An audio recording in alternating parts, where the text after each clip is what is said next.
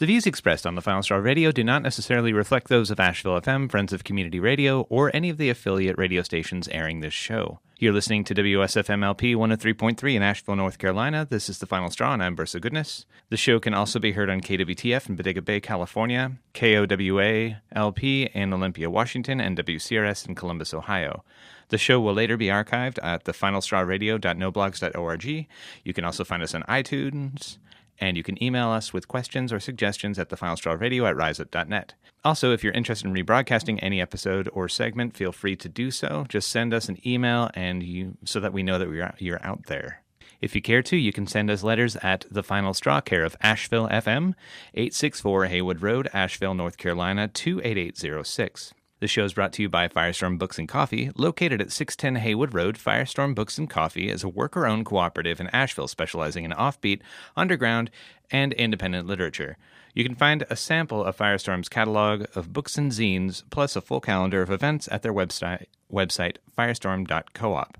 After the election of Trump as POTUSA, cities around the U.S. have seen huge protests. Portland, Oregon, in particular, has seen over a week of intense, protracted street action in which people faced off with police and reactionaries in the street. As such, there have been many arrests, and there are some facing felony charges. There's a request for assistance in fundraising for arrest support. Mateen Abdul Shaheed is a 20-year-old youth of color who was arrested on a felony warrant and is currently being held on alleged charges of 6 accounts of criminal mischief in the first degree, which is a Class C felony in relation to ongoing events in Portland. Please consider raising some funds and donating to Portland Anarchist Black Cross's GoFundMe, www.gofundme.com/support-fund-anti-Trump-activists.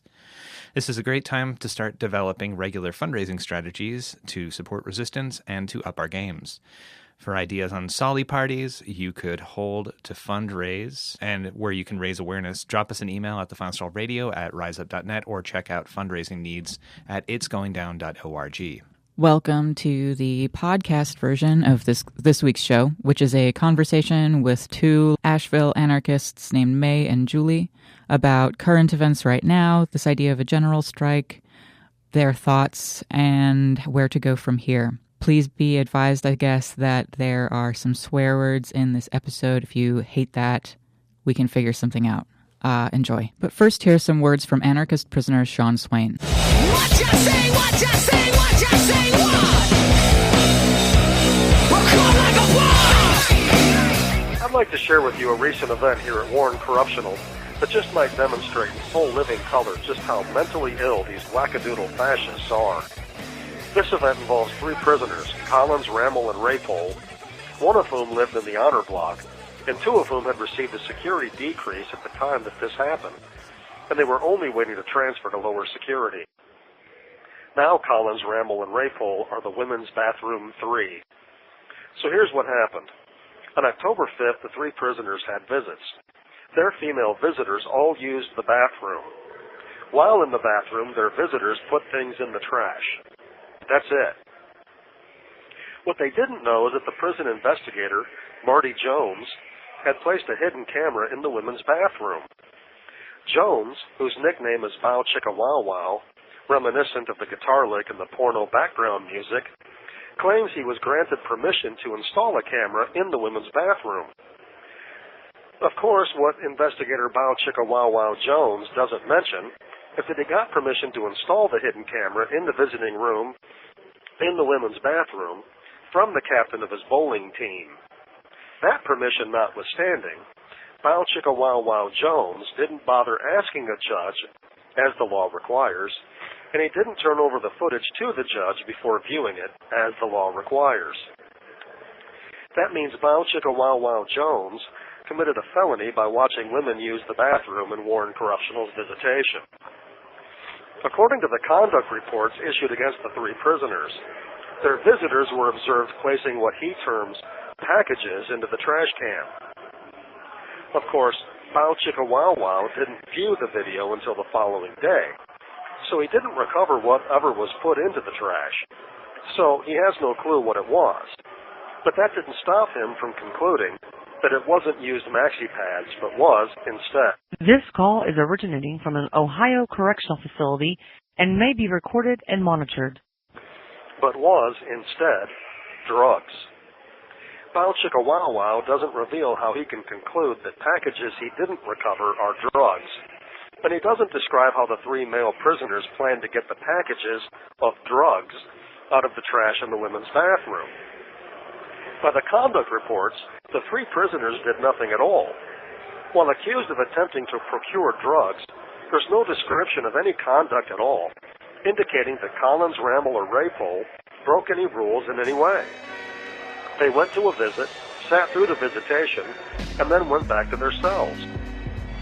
Now, because the 3 female visitors used the bathroom and used the trash, those visitors are suspended. Further, all 3 prisoners were railroaded through the Rules Infraction Board, where the total and absolute absence of any evidence never stopped Lieutenant Nelson from finding prisoners guilty. The 2 who were slated for lower security are now stuck here for at least another year, and all 3 are housed in the sanctions block, where privileges are greatly curbed.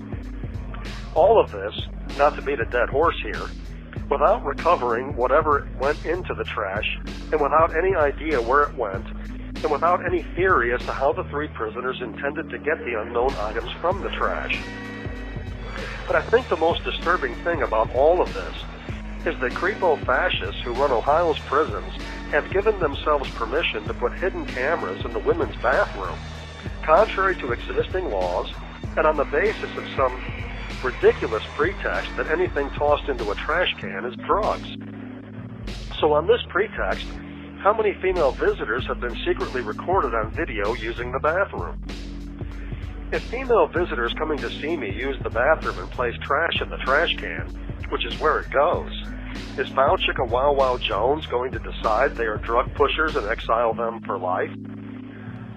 We're talking about fascists who have decided that using the mail makes you a gang member, telling the truth on the radio makes you a terrorist, and civilians using the trash in the bathroom makes them drug pushers. I think this signals their absolute irrationality, their complete lack of regard for the harm they inflict on people, on human beings struggling along under their oppression. There's no reforming a system that's under the mismanagement of the Bao Chicka Wow Wows of the world. The only answer is to topple the entire machine by any means necessary. Let's make September 9th a reality every single day of the year. Free the women's bathroom 3 and fire Bao Chicka Wow Wow Jones. You can call Warden's assistant, Gestapo Greg Kraft, at 513-932-3388, extension 2010. That's 513-932-3388, extension 2010, and express your rage. This is anarchist prisoner Shon from Warren Correctional Institution in Lebanon, Ohio. If you're listening, you are the resistance. You can write to Shon Swain at Shon Swain, 243-205, Warren CI, P.O. Box 120, 5787 State Route 63, Lebanon, Ohio, 45036. For updates on his situation, his bid for U.S. President in 2016, and more writings by Shon can be found at shonswain.org.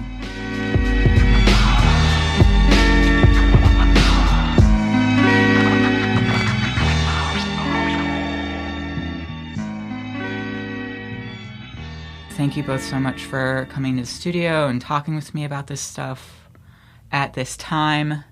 Thanks for having us. Sure thing. Would you mind introducing yourselves and talking a little bit about what y'all do?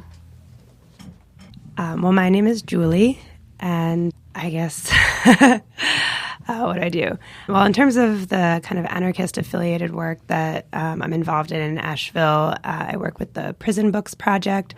I'm a member of the Firestorm Collective, and recently doing a fair bit of work around prison and prisoner solidarity, which kind of kicked off with the September 9th prison strike, but is ongoing, and right now looks like putting together an ongoing bail fund, and that's in the works. So it's a major project. And then, of course, just trying to figure out what a comprehensive community response to the election of Donald Trump is going to look like.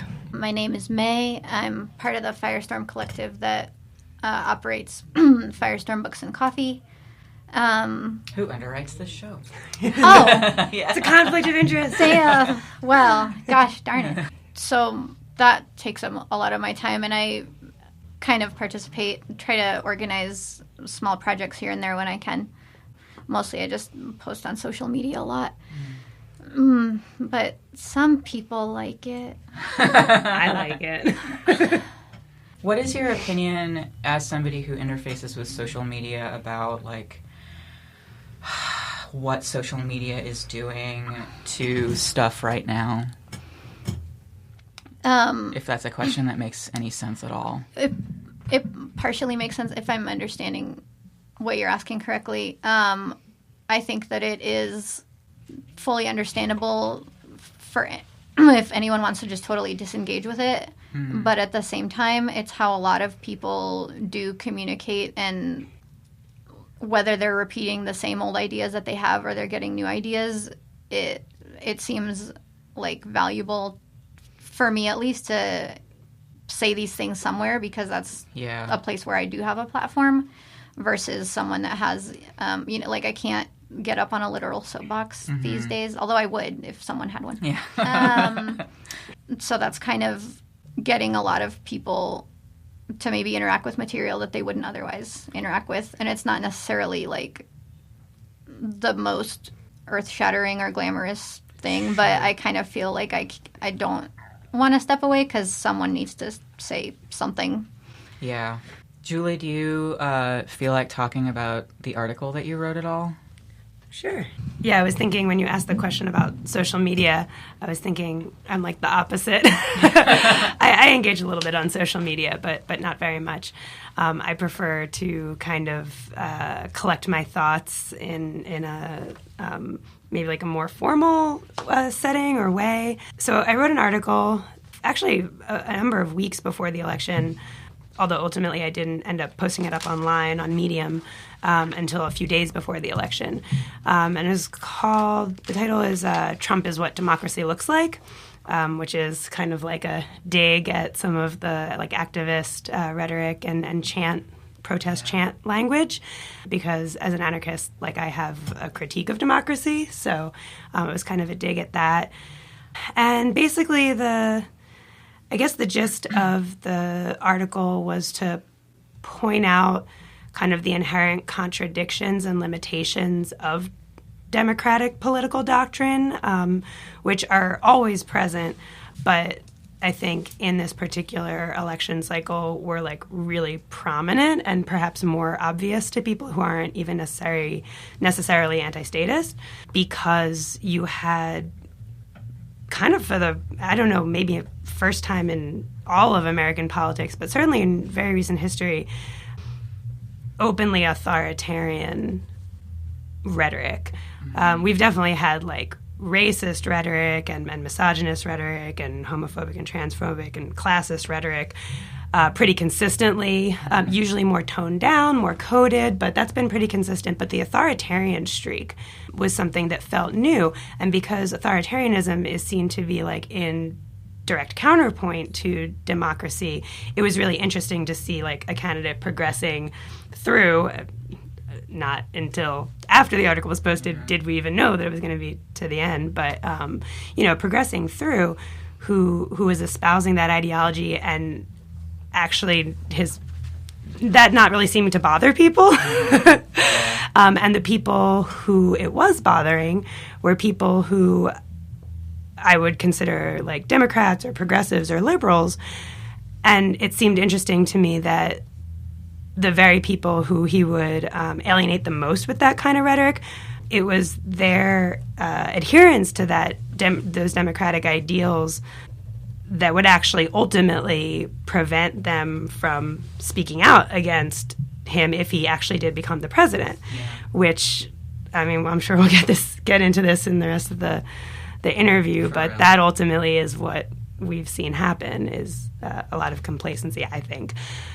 Yeah, definitely. So that was, that was the thrust of it. And the reason why I wrote it was to point those things out, but also just because I was concerned that I really didn't hear anyone giving any credence whatsoever to the fact that he could actually win. Like, it was constantly brought up as a fear tactic in order to get people to vote for Clinton. But then it didn't seem like anyone was creating any kind of mobilization plan if he did win, or any kind of plan B, contingency, whatever. And that was concerning to me from a practical standpoint, because I felt like, what if this guy gets elected and we're not ready? But also, again, from like a theoretical standpoint of why aren't people engaging with what that is going to mean for them and the choices they're going to make in the face of a legitimately elected authoritarian demagogue.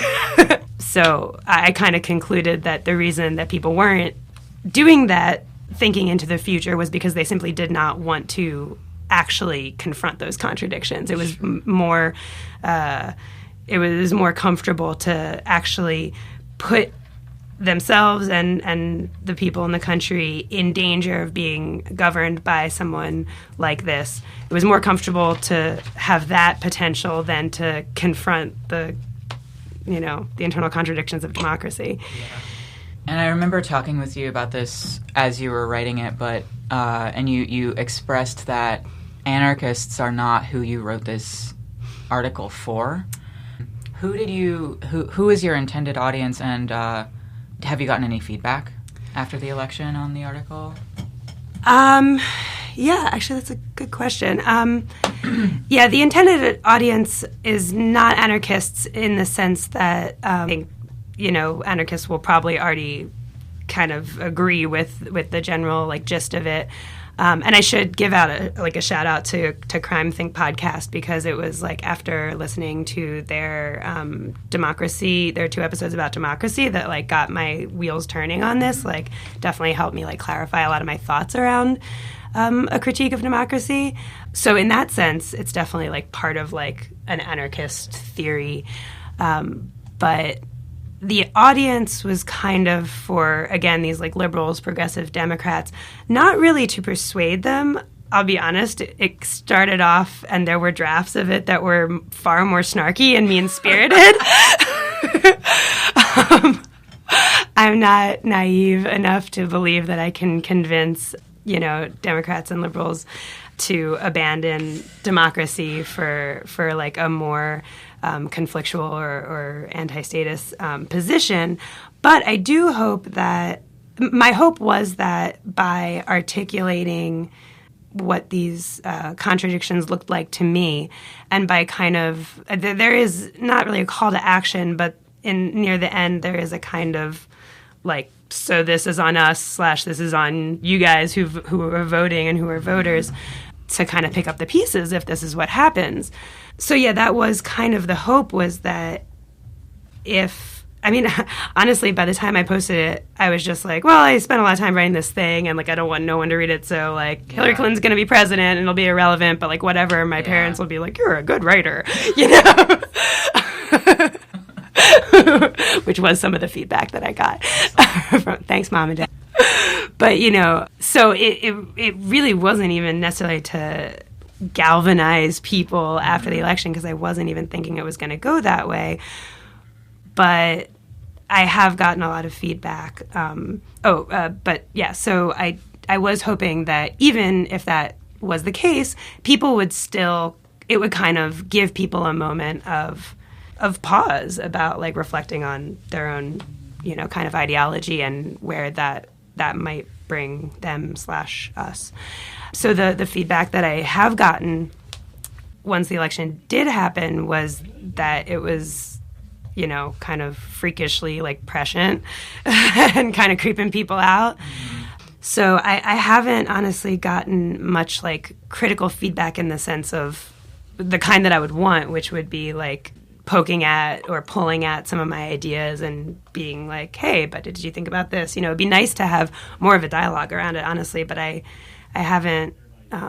This is the part about being bad with social media, is you throw something up online and then you're I'm not going to look at what people say or anything. I don't know. I actually did get kind of freaked out today because I saw how many people who had viewed it, and I was that's too many people. Whoa, but then no one recommended it or shared it, so it's okay. But I don't know. it's interesting. I wrote it for Democrats, but I want to hear feedback from anarchists. Yeah. That's more who I would be interested to actually discuss the ideas with. Definitely. So we're here to talk about what seems to be on everybody's minds right now. Maybe some people feel really talked out about it, but I think that there's a lot of room for speculation and analysis. And there has been, like I said before, that from a lot of different perspectives. I was wondering if y'all would talk about your initial reactions to this election and also talk a little bit about how you were feeling about it or how you're thinking about it almost 2 weeks after the fact, given kind of the immense amount of action that has happened, also the immense amount of internal and external struggle that has happened with it, vis-a-vis social media and in real life. I was wondering if y'all would talk about that some. Yeah, I was not surprised. I know a lot of people were surprised, and there have been mainly, I guess, probably in tucked away in academia, which is unfortunate, but articles about the resurgence of fascism in the United States, and elsewhere too, and particularly the similarities between the United States under the current administration and the Weimar Republic, that the conditions were such that someone like Hitler coming to power was a feasible reality. So I wasn't surprised, but I was disappointed, and I was more disappointed, and not at Trump winning or Clinton losing, but at the very predictable mass response where people that had been saying, we can't work with this guy, he's literally Hitler, or he's a misogynist and this is unacceptable, how can this person be president, are suddenly oh, maybe it's not so bad, no big deal. And or saying that we have to give him a chance and we have to work with him.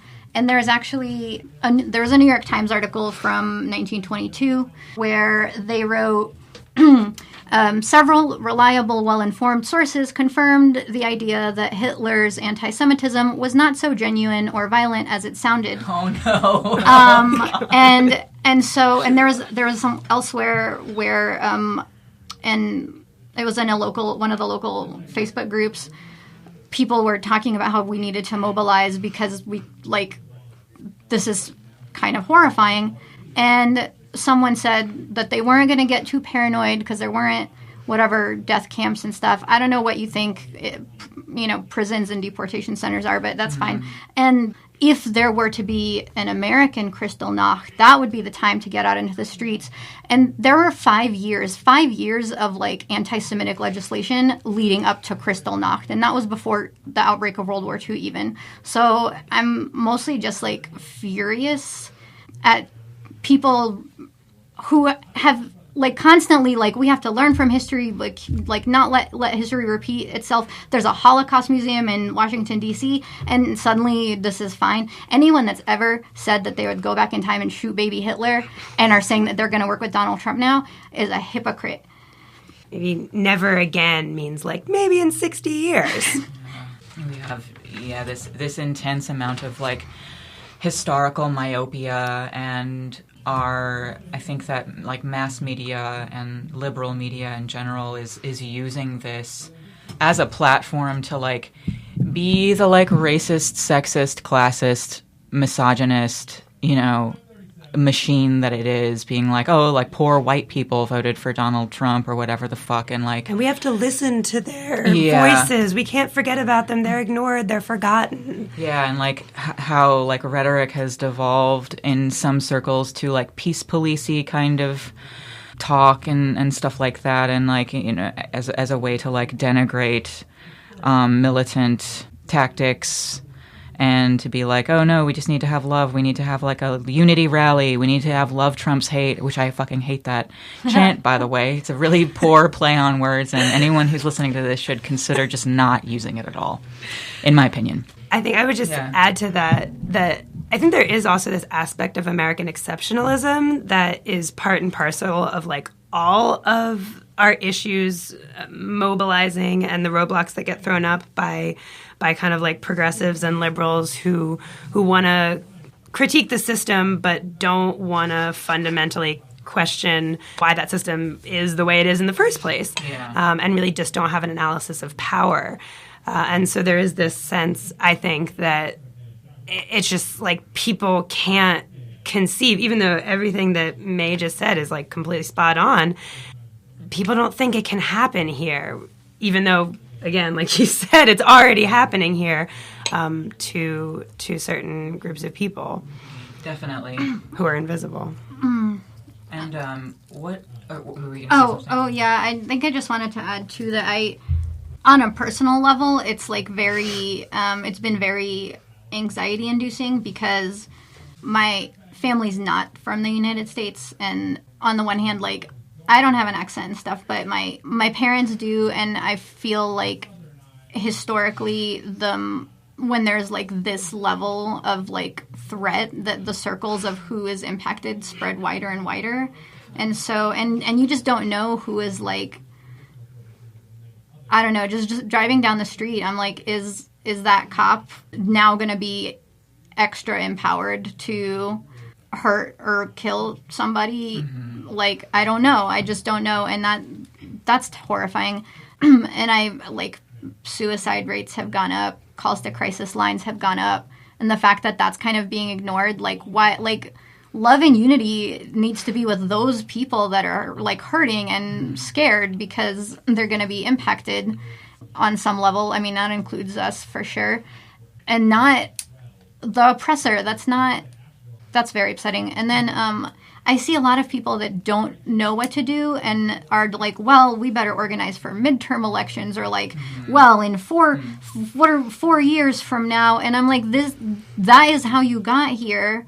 Like, why is it so hard to imagine anything other than waiting to elect somebody else to be in charge of whether or not you're going to live or die? What do y'all think about the anarchist response so far? Like, I have a tendency to fixate on, like, liberal responses because it just, like, as an anarchist, liberal responses to things, and to be clear, like, not all liberal, whatever, hashtag not all liberal, but, like, what I have started calling toxic liberalism just sucks all the air out of the room, and I would also love wildfires. Also, wildfires will do that. North Carolina's on fire right now, but, like, I would love it to not suck the air out of this tiny little recording studio. So I was wondering if y'all had any responses to the anarchist engagement that you have either, witnessed or participated in or heard about. What do y'all think about that? Well, we're just getting started, so I'm not really sure I have. I can really like reflect on kind of like the strategic usefulness or whatnot of what we're doing. I think we're getting started in a good direction, but just, I mean, I'm with you on the toxic liberalism and also like the toxic like self-soothing whiteness thing, which is like really it's almost, I mean, I will answer your question about anarchist organizing, but I think this is an important like delineation. This liberal is like a hard word to kind of engage with sometimes. It has like different meanings for different people. What I see in the aftermath of this election on social media and also in conversations is less a breakdown by like political bent and more often like a breakdown by like race or mostly that, honestly. This sense of like, it seems to be that many white folks want to like distance themselves from the election results. If they weren't a Trump supporter, they want to find a subgroup of whites who weren't supporters of Trump and like identify themselves with that. So whether that's like wearing the safety pin or being like, I'm a millennial, which is not even true because white millennials went for Trump more than they went for Clinton anyway. So again, that was like a racial breakdown, not an age breakdown. But that's like my pet peeve. God, millennials ruin everything. Apparently. So I've been seeing a lot of that, and like May said, like, oh, we just need to organize toward the midterm election. So like, yes, that is irritating to me as an anarchist, because I'm like, really, the cure for voting is more voting? Thank you very much, voters. But it's additionally problematic because, like, no, I'm not going to wait 2 years for someone else to do something. Like, that's infuriating. Even if voting was a good cure for voting, you don't get it to do it for 2 years, and who knows what's going to happen between now and then. So I really do feel like I think the thing that crystallized this, like, white people self-soothing for me was suddenly, like, one day after the election, like it was 2 or 3 days after the election, like every non-anarchist white person I know was saying that it was okay because Michelle Obama was going to run for president in 2020. And I was like, there's so many things wrong with this statement, that I don't even know where to start. Like, first of all, you actually have zero information to back that statement up. Yeah. Second of all, see above voting, see above waiting 4 years. Third of all, I mean, is this like another replay of like the magical Negro trope, like that we need again, right? Like, we just need for a savior to come, save us with their magical exotic qualities, and they'll make it better for all of us. And it's just, it's pretty disturbing and it's pretty disgusting. Yeah. But then I also heard from anarchists of particular tendencies, oh, well, this is just the clefts of industrial civilization, and it all needs to burn to the ground anyway, which, like, sure, agree. But the burning to the ground is not working out well for us right now. Right. There's a lot really of hard to breathe. And so, I mean, that's fine if that's your tendency and that's your position, but it is, again, this, like, it feels to me like this cavalier, self-soothing attitude that really is only accessible to people who don't feel that they are on the front lines of who's going to be affected by this. And that seems pretty clear. And when you have those divisions between people who really are going to be impacted by policies and people who frankly just aren't as much, at least in the beginning, that's when you get, I feel, the window for complacency that we are seeing right now. And people are like throwing that window wide open and waiting for authoritarian policies to waltz right through it, so that then by the end, the window is smashed, not in a good way. And then we're all just screwed. Yeah, and just to clarify a piece of terminology that was used. Yes, please do that. Julie talked about the magical Negro trope or social construct. This is I believe it was a movie thing, right? It was it's like a literary device. A literary device that was both, like I think. Oh no, I mean, I don't have to. Oh, okay. What is it? Or like the exceptional, also. Yeah. Exceptional magical, like Morgan Freeman, getting roles where he's like this token, like, wise old black man, and there's like hardly any other black people around, and is giving him all these powers that are somehow like supposed to take away the fact that, like, we're Morgan Freeman, to just like walk around in the street and people didn't know that he was Morgan Freeman. He's not safe. Yeah. And in the character, these literary devices or movie devices are characterized by the fact that they have no other defining quality except to save white people from themselves, or like to save white people from the, like, poverty, emotional poverty of their existences. Another similar literary device is the magic pixie dream girl thing, which is a post-cursor, I believe, to the magical Negro device. So I just wanted to clarify that. Thank you so much. And that's a really well said definition too of that. I'm going to use that. I read Wikipedia. Did you have anything else to add to that discussion, May? Election things? Or no, wait. Anarchist responses. Oh, anarchist responses. Yeah. Well, we do have so many anarchist organizing. Isn't that a contradiction? Jokes to look forward to. So there's that. I'm a little bit. It feels a little bit overwhelming because it feels like anarchists that I know are the only ones that are responding. I mean, not exclusively, definitely, but anarchists and maybe other political radicals are the only folks responding in ways that seem to be like they might be effective in the long term. And so I guess that's good, but I feel like very unprepared. I think other people feel very unprepared. And there's also some, not sure if I can speak for anyone else, but kind of a sense of panic that like hasn't been mobilization, that we've just been like, I don't know. What do you think it would, because I've been coming up against this discussion a lot, this issue of preparedness.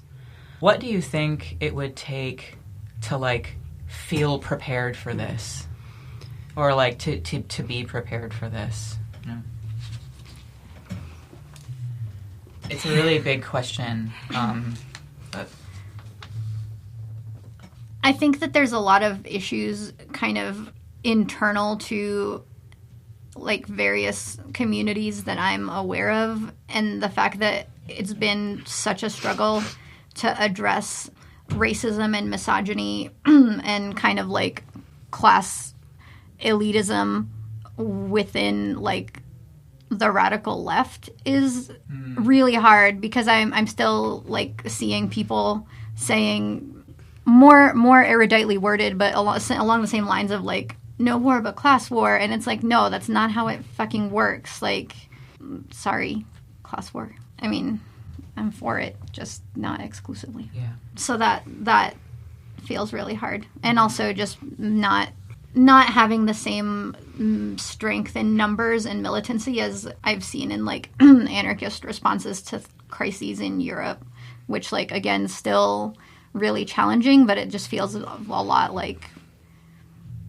there's greater numbers and greater like solidarity, like real solidarity. So I could just be an like outside impression, but and also in Europe, like more of a, well, this is in my extremely superficial understanding of it, but like a more vibrant anarchist and more like immediate anarchist history, and no shade, but like less repercussion and sentencing. For sure. So, yeah. And a less precarious, well, I mean, I can't speak to other people's existences, but in terms of like a wider base to draw from, American people and workers are in such a precarious position in so many ways that really discourages, I think, building a movement.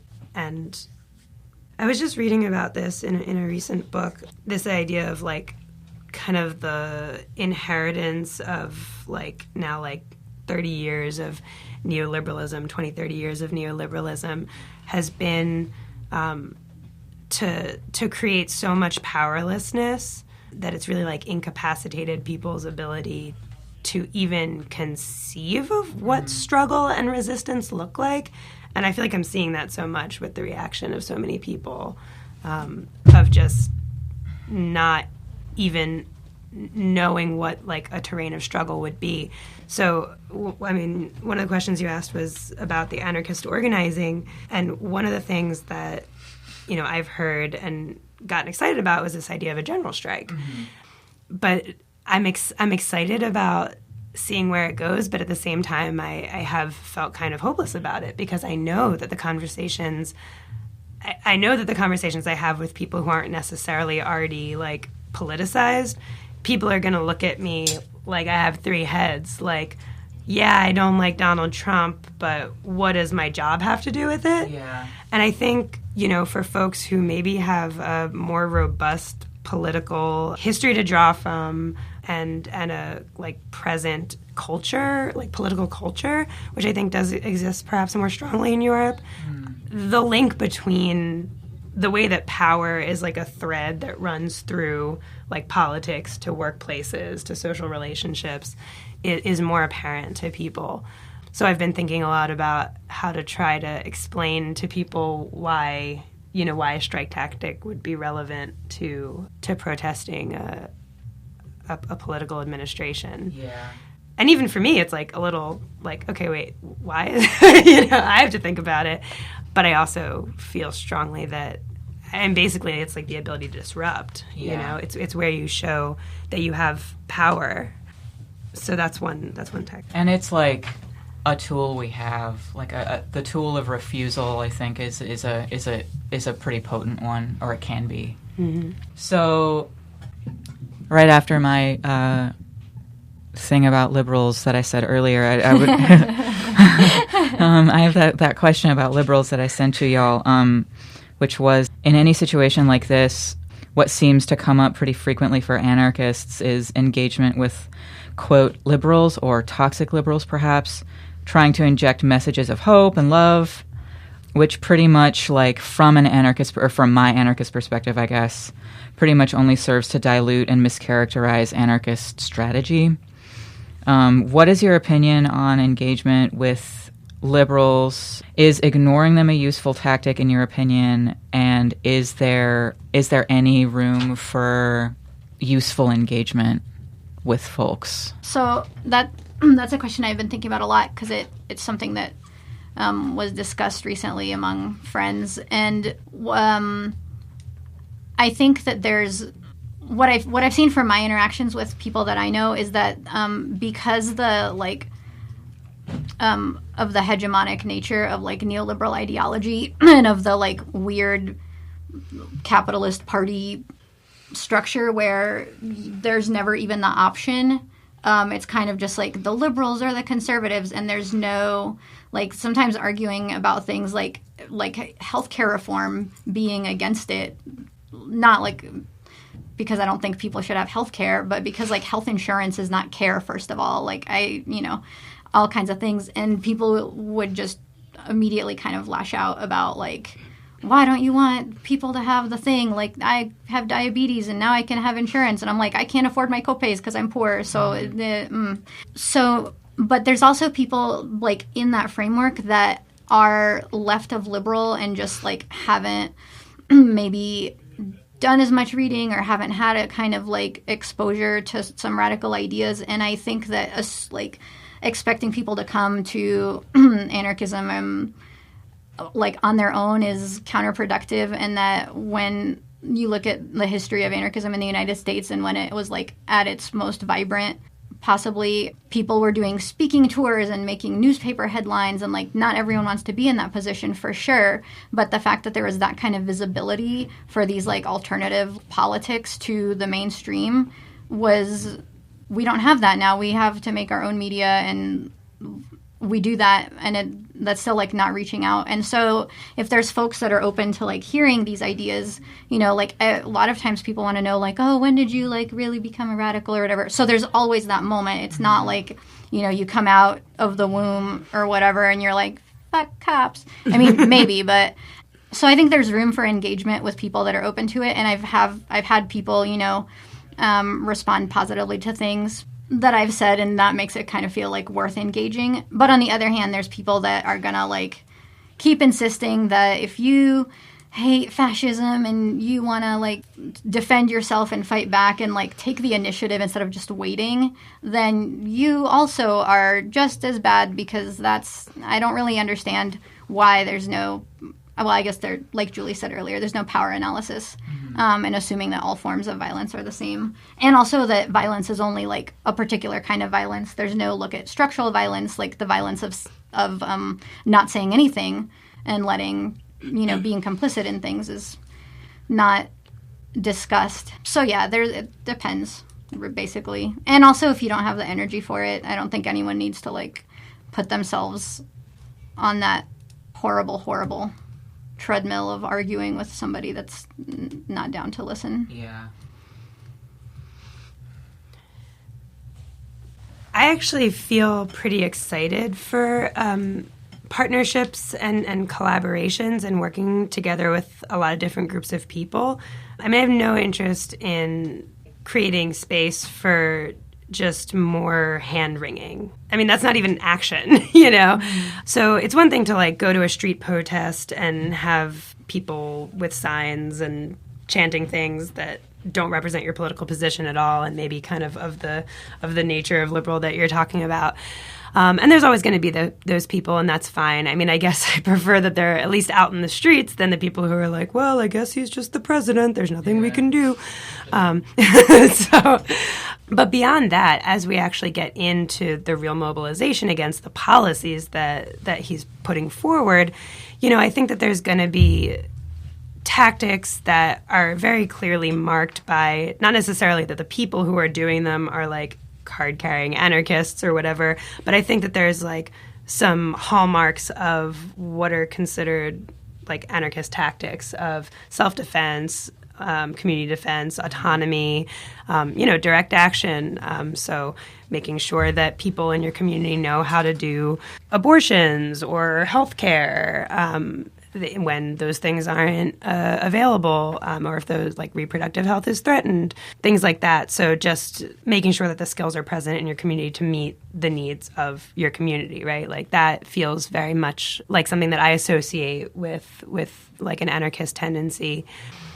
But then there's all these other things that we've kind of, at least in this session, been talking and kind of like implying a lot about, which is this more like generalized societal taking over by, an authoritarian regime that could even potentially be fascist at some point. And that inherently goes, it does go beyond any particular tendency and really affects everyone, although some more so.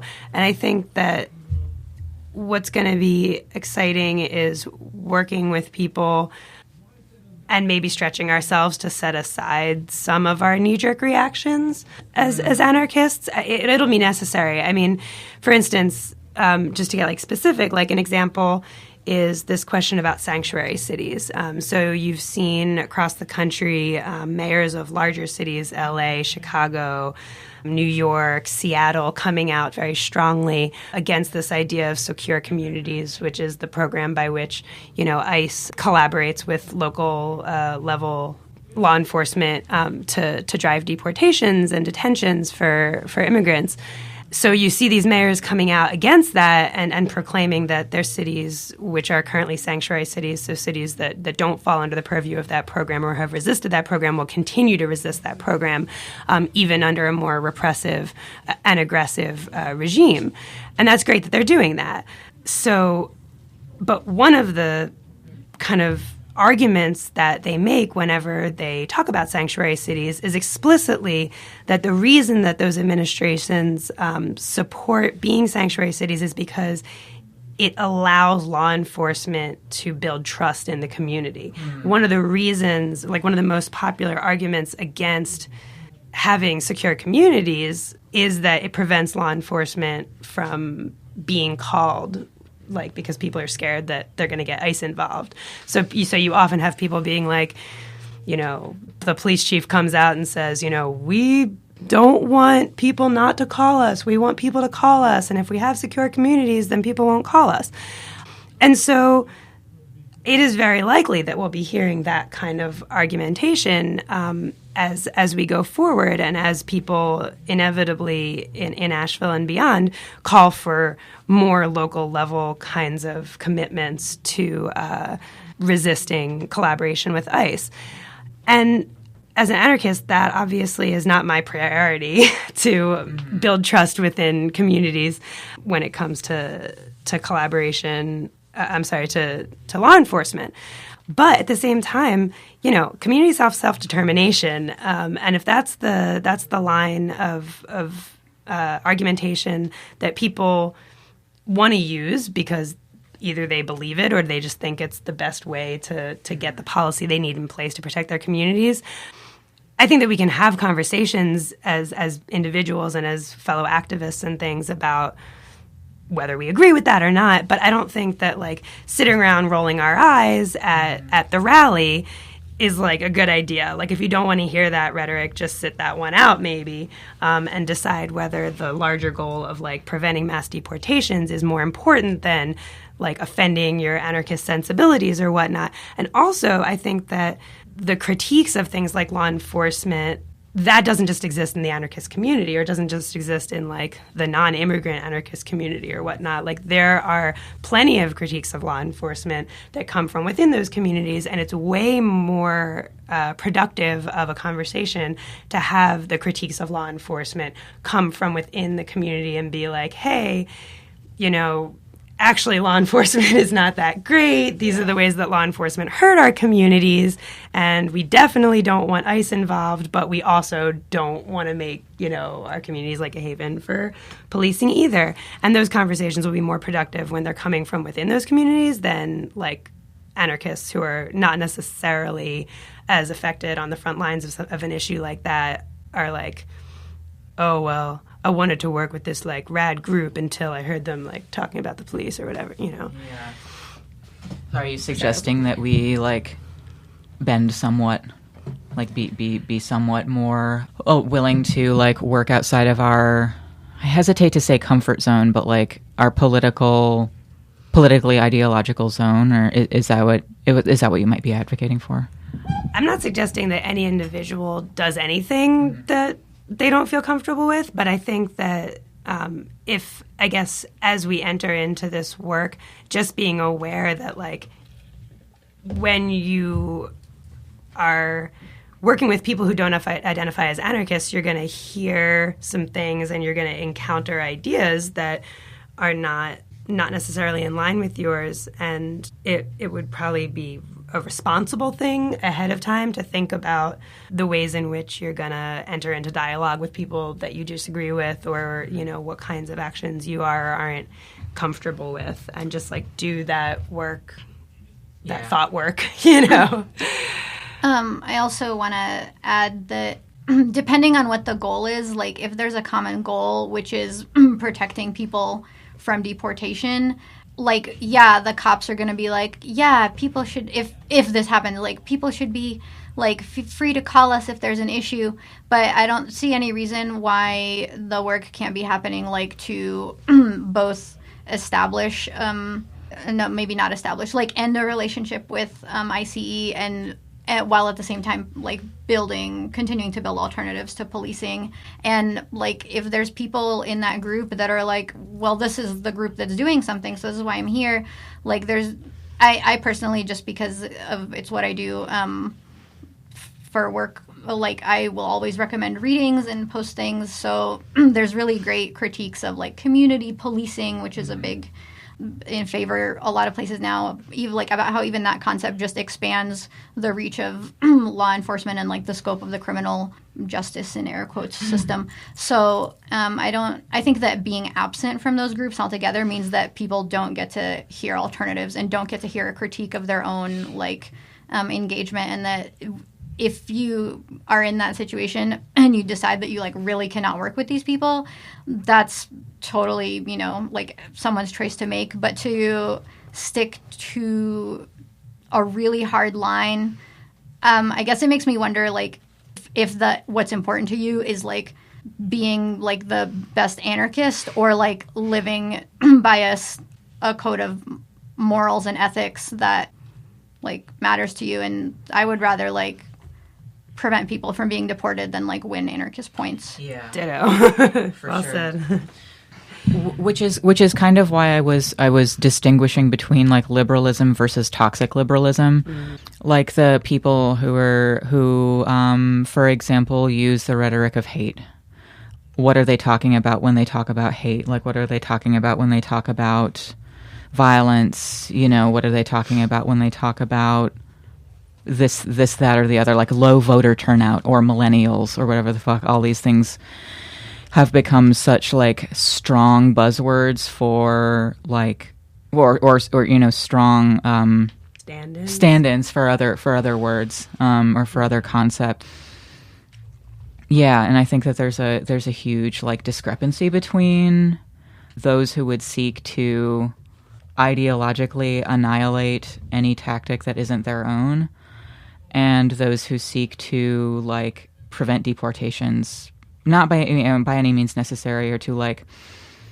But yeah, that's why I was trying to make that distinction. But yeah, I see that. And like the reality of an empowered like white supremacist, white nationalist base is that like it is, there's so many fronts.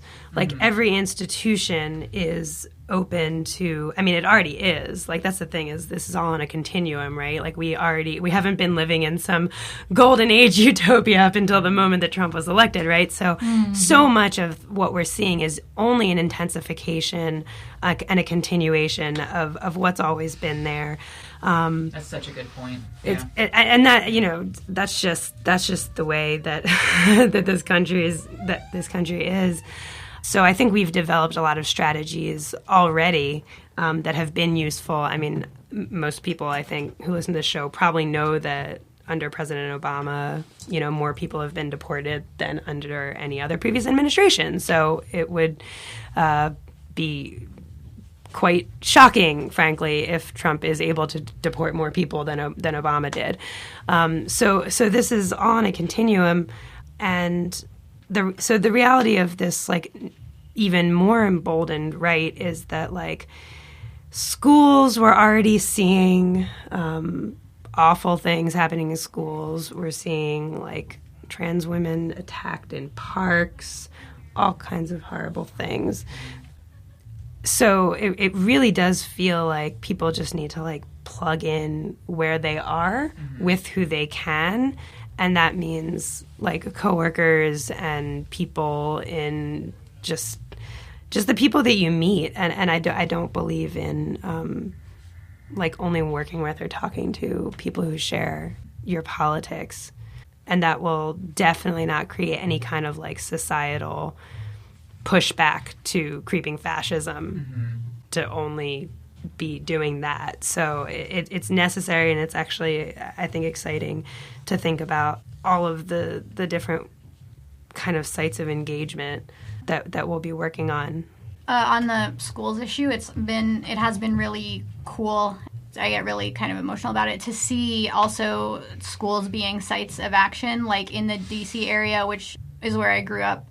There have been mass walkouts by students like in DC and Maryland. I'm not sure about Virginia yet, but at least in those places. And not to put recently, kids from the high school that I went to walked out and everything and like stood around with signs. And then there was another student showed up. A white student showed up wearing a like "Make America Great Again" hat or whatever, and he got jumped. And there was a whole big argument about like whether or not is violence wrong, and he was just wearing a hat. And again, to that I say like structural violence, like supporting hateful rhetoric and bigotry, like that's coming from the people in power, is violence. And good job, kids that jumped that other kid. He was not very seriously injured.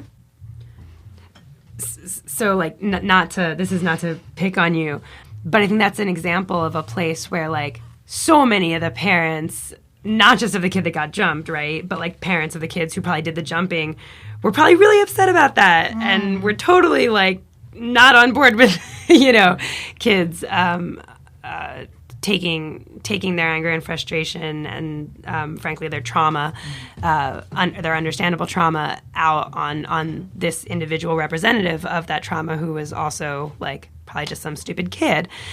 And so like those are the kinds of conversations that's going to push us, and we need to be able to, or I believe that I want to be able to come to those conversations with my own perspective, but also like I don't even have kids, you know, I've never had to raise a child and kind of send them off to this institution where they have all these experiences and contribute to the formative experiences of other kids. And I just, like, for those conversations to be productive, we need to understand that just kind of like the pure anarchist line won't necessarily, not that it won't, I mean, I don't even know how to say it because I agree with that line, you know, but just that there's going to be a range of perspectives, and that in order to continue to be engaged in a meaningful process of like how do we approach that kind of situation and make it transformative for everyone would be like the ultimate goal, right? Yeah.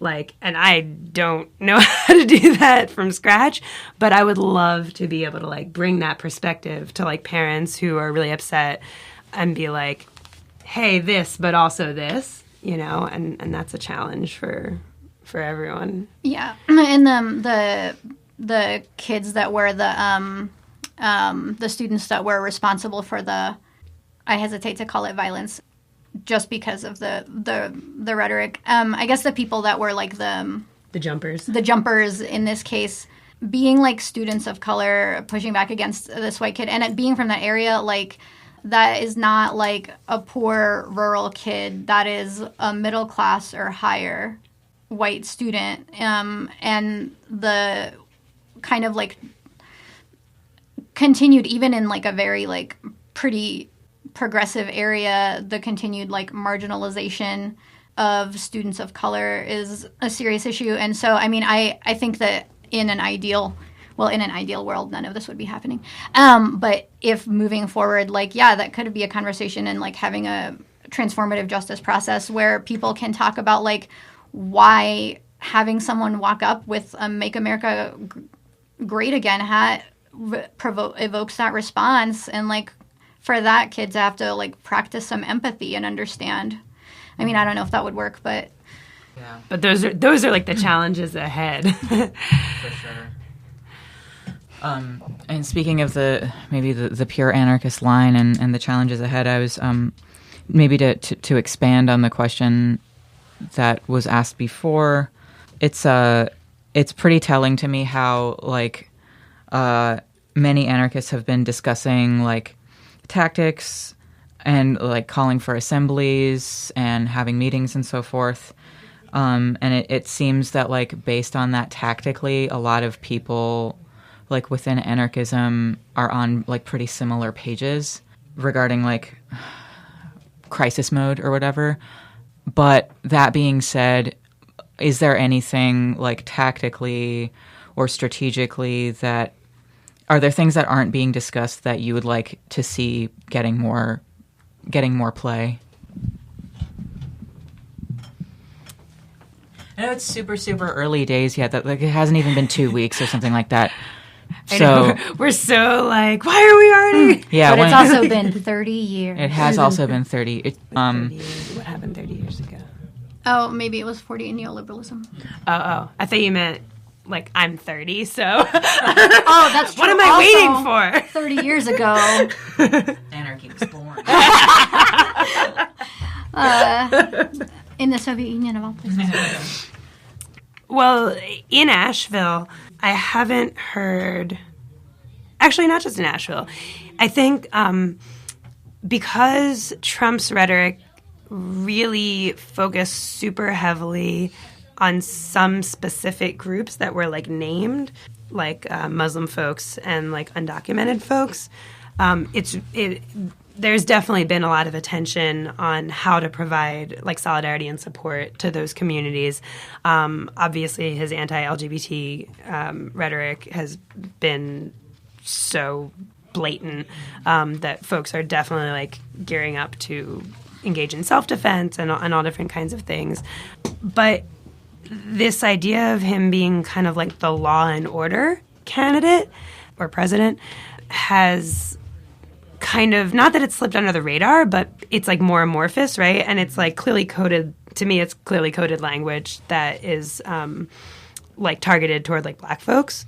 And I think that the prospect of stop and frisk becoming a national policy and him like tapping like Rudolph Giuliani, who was the mayor of New York when there was a huge expansion of stop and frisk, is really, really concerning. And that it's been harder, I think, for us to kind of like pin down what needs to be done to respond to that. And I think that kind of like goes back to the continuum thing of some just kind of mind-blowing nature of anti-Blackness in this country is such that it's always, it's just like a constant feature of life. Like violence against Black bodies is just a constant feature of life in the United States and other places as well, but particularly in the United States. So it's like hard to point to the moment it got really bad and we needed to mobilize. I mean, there have certainly been points in history when like more concerted efforts have been prominent and in the public eye, but like that I think is another replay. I mean, again, like you see, mayors of major cities talking about going toe-to-toe against the president of the country and like possibly like passing up like millions of dollars of federal funding in order to affirm the value of the lives of immigrants. And that is great and that is amazing and those lives are valuable. But like, where is the public affirmation of the value of Black lives? And that never had, like that affirmation never comes. And part of the thing that allows it to never come is that our racially coded language is so deeply entrenched that like Trump doesn't have to say shit is about to get seriously repressive and violent toward Black folks.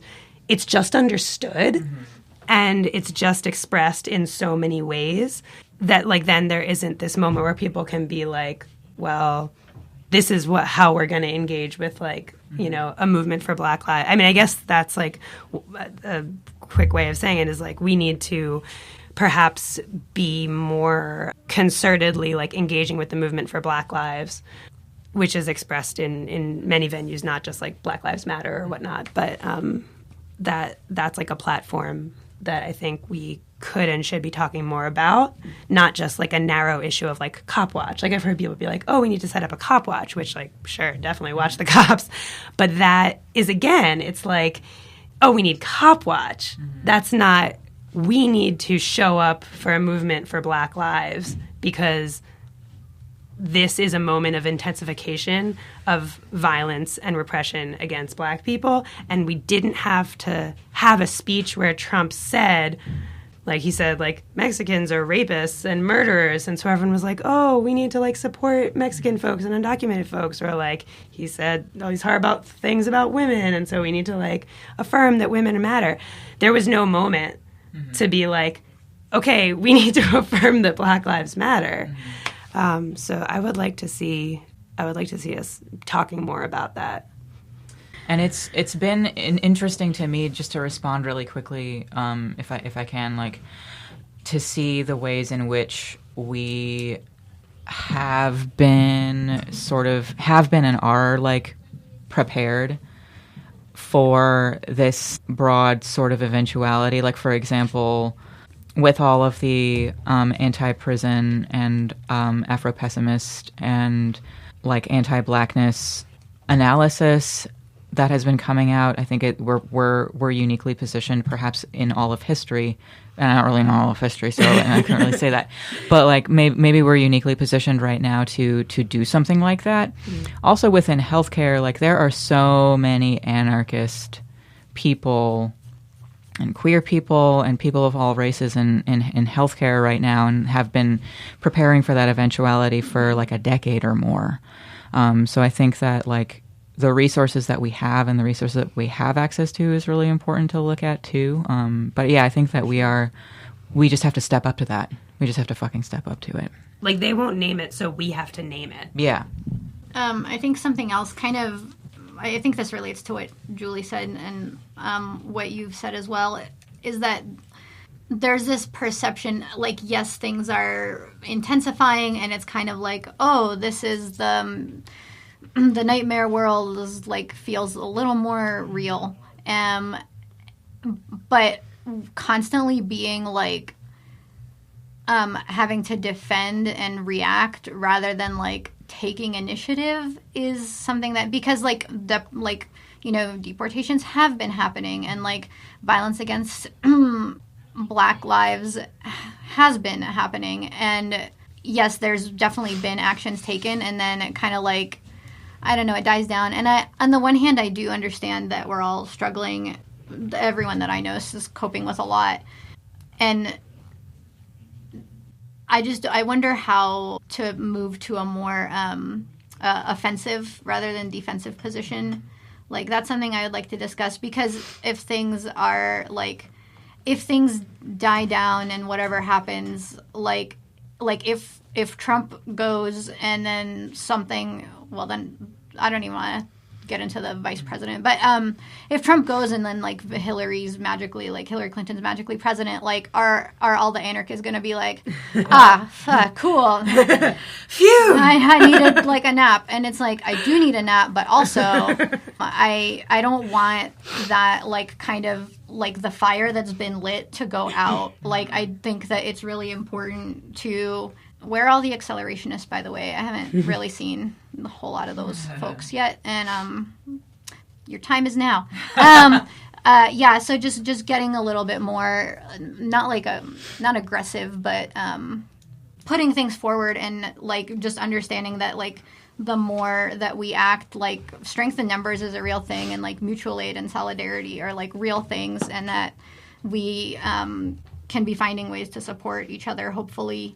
with whatever is necessary in order to like keep going, because why are we still here in 2016? We kind of already touched on the topic of the general strike, but I was wondering, May, if you had any words about like what you thought about the tactic of a general strike.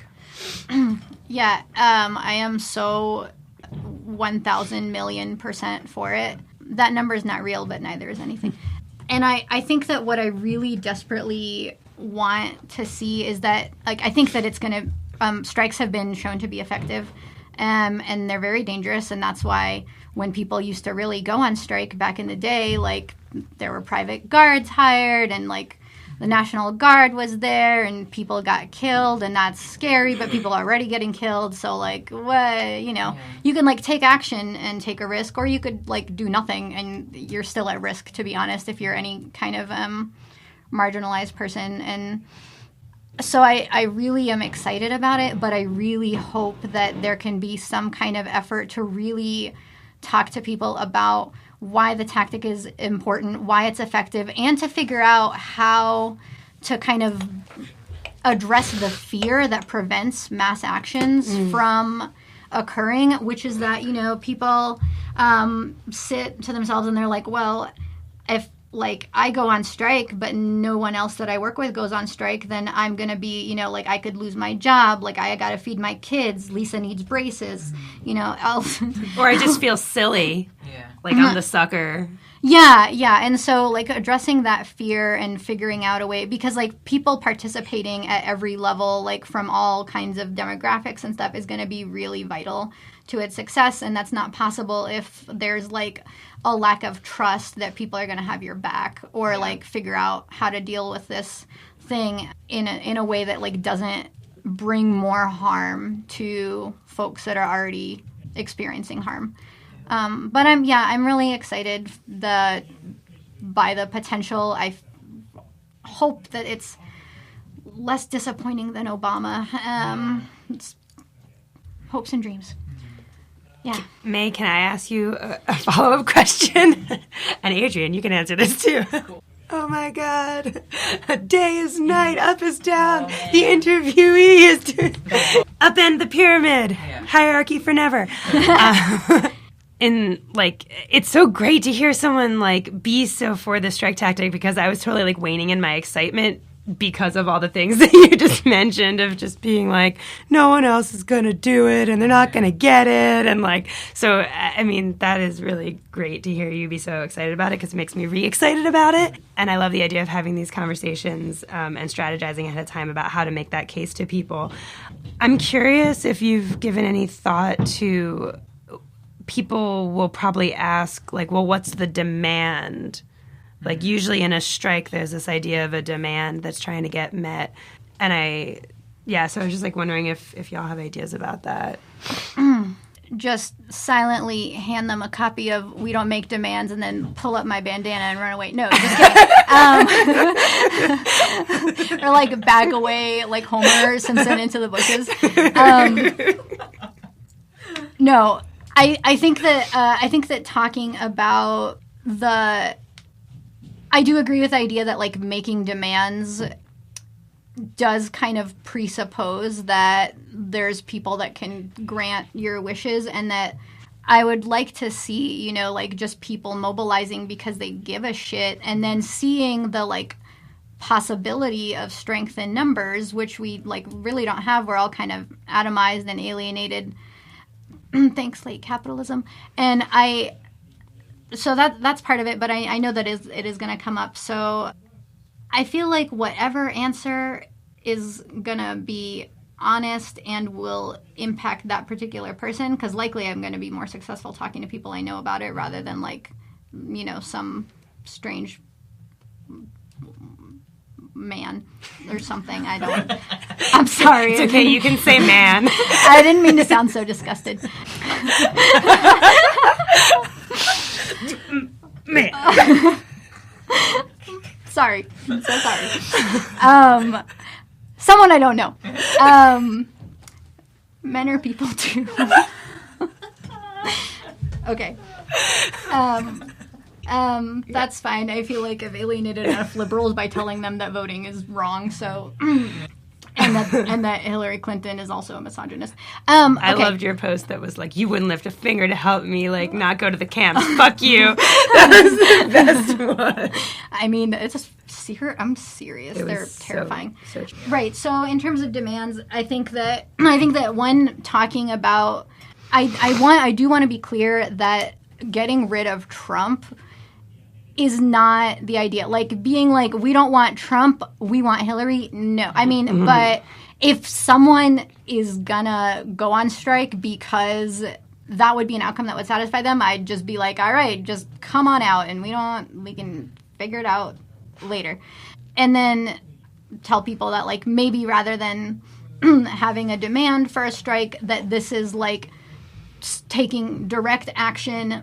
It is riskier than the fucking safety pin, but, like, fucking do it. And, to show people that are scared for their families, their lives, their loved ones, their family integrity, whatever, that people, like, care enough to mobilize in some way. So, like, yeah, I would say that would be part of my response. Probably I'll have to think about it more, and that's a really good question to pose. Thanks, Julie. Yeah, thanks, Julie. Cool. It was cool to be out of the interviewer chair for a second. But I did not even think about the possibility of a demand until you posed that question.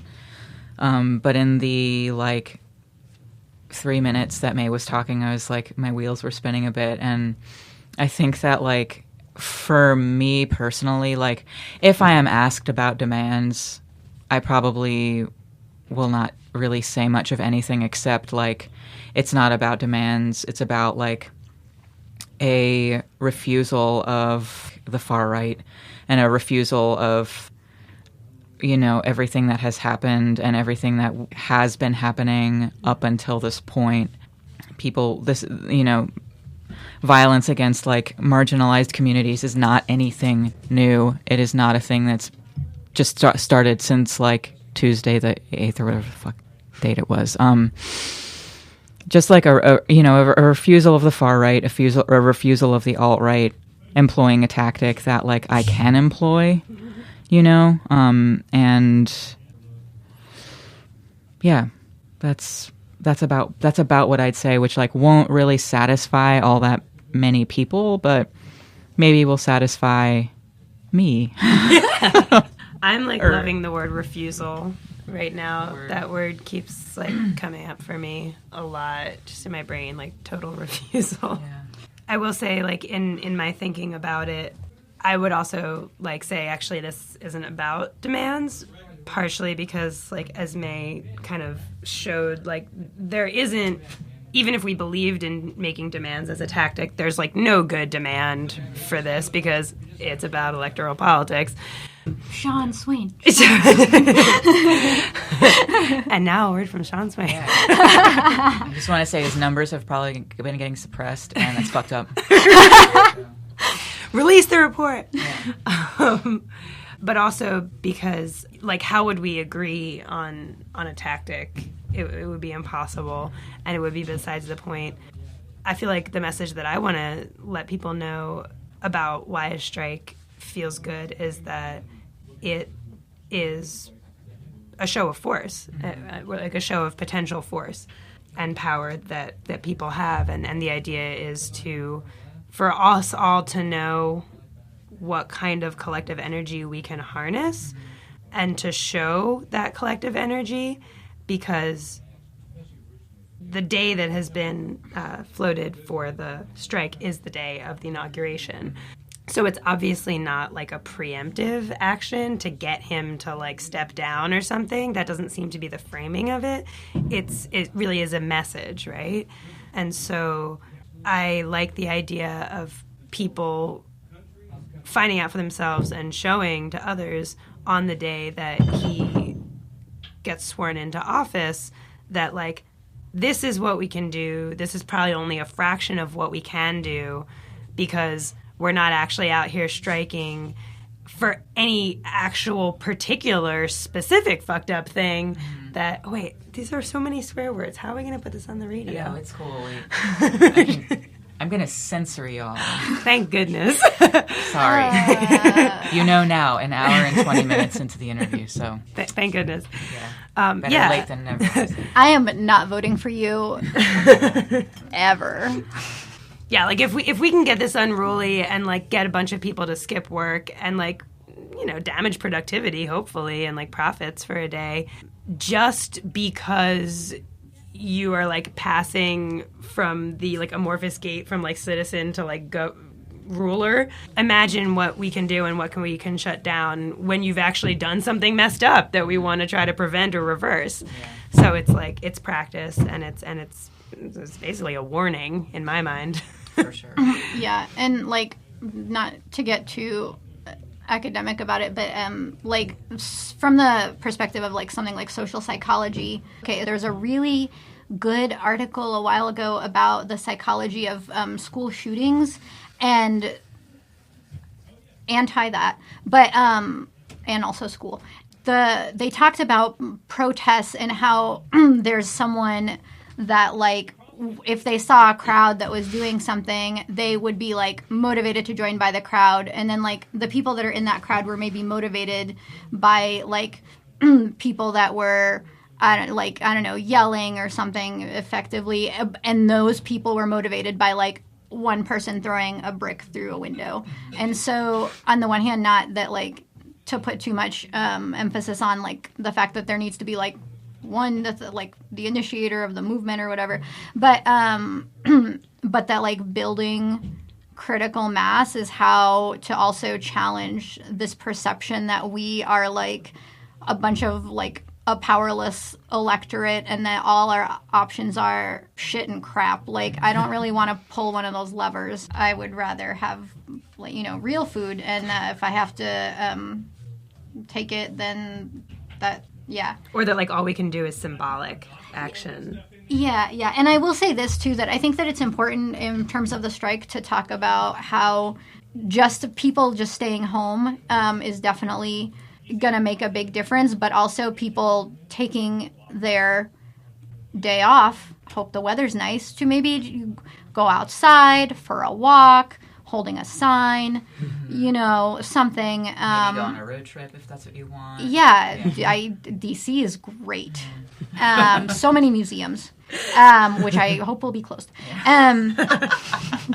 That's a thing. But there's all kinds of ways to participate. Also, I would like to mention that the call for the strike, or at least one call that I've seen, mentioned no housework, and just want to like put a shout out to like unpaid labor that also upholds the economy. So just leave the dishes in the sink. It's fine.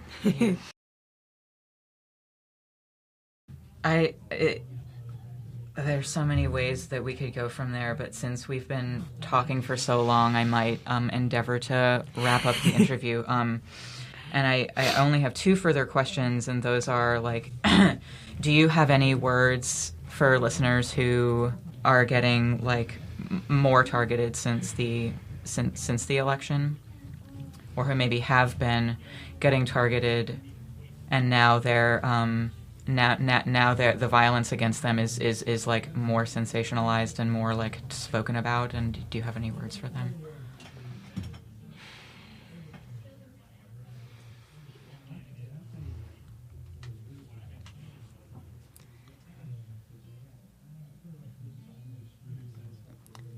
It's hard to know. I feel like finding words is hard because what a lot of the messaging lately has been, like the conversations have been, that it's like talking is one thing, but saying, you know, like, I support you, it is like kind of meaningless without taking, you know, action to support someone. So I don't know. I guess in general, like, there was a really good tweet that showed up, I think, on Facebook, as they do, and a really good essay that someone wrote, like, or long post, not essay, but the tweet said, taking off that quote that everyone says, you know, first they came for the whatever. So they wrote, first they came for the Muslims, and we said, not this time, motherfucker. So one, that, and two, someone, what did they write? Right, that a lot of people saying maybe it won't be that bad, and da-da-da-da-da, and just that, like, the only reason it might not be that bad is if we make sure that it does not get to be that bad. And so if people are feeling, you know, an increased threat or hopelessness or despair, I just there are people that care about you and about each other and community and, like, the value of life, and, like, you're the people that deserve love, and, like, standing in solidarity with people that are facing harm is, like, the kind of unity that I can get behind, not fucking hugging a cop. So yeah, just love and support, but, like, real support. Yeah, it's hard to come up with, like, a generic statement because people want different kinds of support and different kinds of, like, responses. You know, some people, when they're getting messed with, they find a lot of power in just being really stoic, you know, and some people want someone who will help, like, you know, mess someone up with them, you know. So it really depends. But I mean, in terms of, like, my people who I've, you know, been sending messages to, I think I've just been trying to express that I hope people are getting, you know, offering support and offering hopes that that they're both finding the support that they need as well as giving support to other people. Because I think, like, no one is just a victim, you know. So just being like, I'm here for you, you know, call me. Let's hang out. And I might say, as somebody who is a very, like, somewhat negligible shade of brown, though it has been more of an issue since the election and has been an issue in the past as well, as far as people who don't like that. I would say people are keeping an eye out, and people are watching, and people are watching the alt-right, and they are watching fascists and Nazis and racists and, you know, the people who feel great about being alive right now. The people are watching, and if that gives you any sense of solidarity or whatever, that's great. Also, it's okay if that doesn't do it for you, and, like, not knowing what you need is totally okay too, and people asking what you need about this, and I might cut this out, but, like, can feel like a bit oppressive, because you're just like, I what I need is for this to never have happened before. Mm-hmm. You can't do this for me. Nobody can do this for me. So, like, that's what I might say. Do y'all have anything to add at all? I mean, I'm sure there's so many more directions this interview could have gone in, and so many directions that it could potentially go, and we could probably talk about it for a really long time. But do y'all have any closing words or anything you wanted to add that, like, didn't get touched upon in this interview? I just want to thank you for the opportunity. It was really nice to be here and to actually get to say these things, and not just, like, type them furiously at 3 a.m. So gratitude. And also, I don't know if you saw it, but you could put it up if you feel like it. But I wrote, if anyone is, like, having a time, particularly with the rhetoric of, like, of what violence is and is not, like, shamed or condoned. I made a very brief reading list that I posted up. So if anyone needs those, it's like not nearly very comprehensive, but it's something. We'll include it in the blog post. I also appreciate you taking the time to talk with me and us. May and Julie, thank you so much for coming on to the show. It's been always a pleasure, and it's awesome to be in community with y'all, and I feel really lucky to have y'all as comrades. Thanks for listening to the podcast version of this conversation with May and Julie. Check out our blog for that reading list that May mentioned, and we will also link to some Afro-pessimist and anti-Blackness writings that Julie recommended. You're listening to WSFMLP 103.3 FM in Asheville, North Carolina. This is The Final Straw, and I'm William Goodenough.